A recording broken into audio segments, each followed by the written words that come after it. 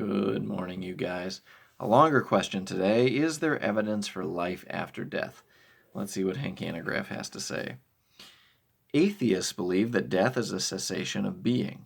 In their view, humans are merely bodies and brains. I'll stop right there. It depends on the type of atheist. A strong materialist who thinks that only matter exists. Yeah, a physicalist like that. But not necessarily all atheists believe this.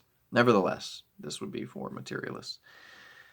Though they reject metaphysical realities such as the soul a priori, which means prior to experience, there are convincing reasons to believe that humans have an immaterial aspect to their being that transcends the material and thus can continue to exist after death. Christian philosopher J.P. Moreland, who is a substance dualist, advances several sound arguments for the existence of an immaterial soul. That means that he thinks the body and the soul are two separate substances. But I won't get into that right now. I don't think it's going to be too relevant for this argument.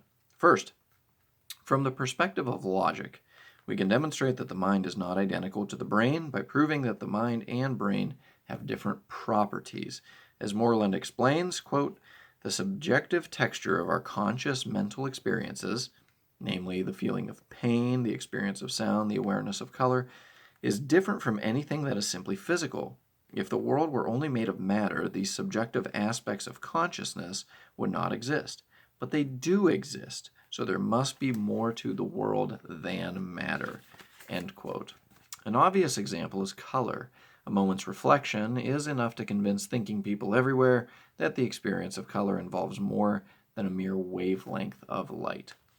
Furthermore, from a legal perspective, if human beings were merely material, they could not be held accountable this year for a crime they committed last year, because physical identity changes over time.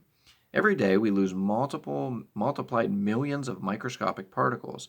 In fact, every 7 years, virtually every part of our material anatomy changes, apart from aspects of the neurological system. Therefore, from a purely material perspective, the person who previously committed a crime is presently not the same person. A criminal who attempts to use this line of reasoning as a defense would not get very far. Legally and intuitively, we recognize a sameness of soul that establishes personal identity over time. Finally, libertarian freedom of the will, presupposes that we are more than mere material robots. If I am merely material, my choices are merely a function of such factors as genetic makeup and brain chemistry. Therefore, my decisions are not free. They are fatalistically determined. The implications of such a notion are profound. In a worldview that embraces fatalistic determinism, I cannot be held morally accountable for my actions, because reward and punishment make sense only if we have freedom of the will. While the logical, legal, and libertarian freedom arguments are convincing in and of themselves, there's an even more powerful and persuasive argument demonstrating the reality of life beyond the grave. That argument flows from the resurrection of Jesus Christ. The best minds of ancient and modern times have demonstrated beyond a shadow of a doubt that Christ's physical trauma was fatal, that the empty tomb is one of the best attested facts of ancient history, that Christ's followers experienced on several occasions tangible post-resurrection appearances of Christ, and that within weeks of the resurrection, not just one, but an entire community of at least 10,000 Jews experienced such an incredible transformation that they were willing to give up sociological and theological traditions that had given them their national identity.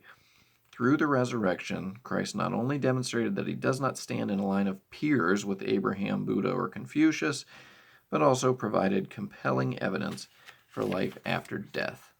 For further studies, see Gary Habermas and J.P. Moreland, Beyond Death, Exploring the Evidence of Immortality. And that was 1998. Since then, particularly Dr. Habermas has done more work on post-death evidences. Anyway, I hope that's helpful. If you have any questions, feel free to ask. Hope you guys have a great day. God bless you. Take care. See ya.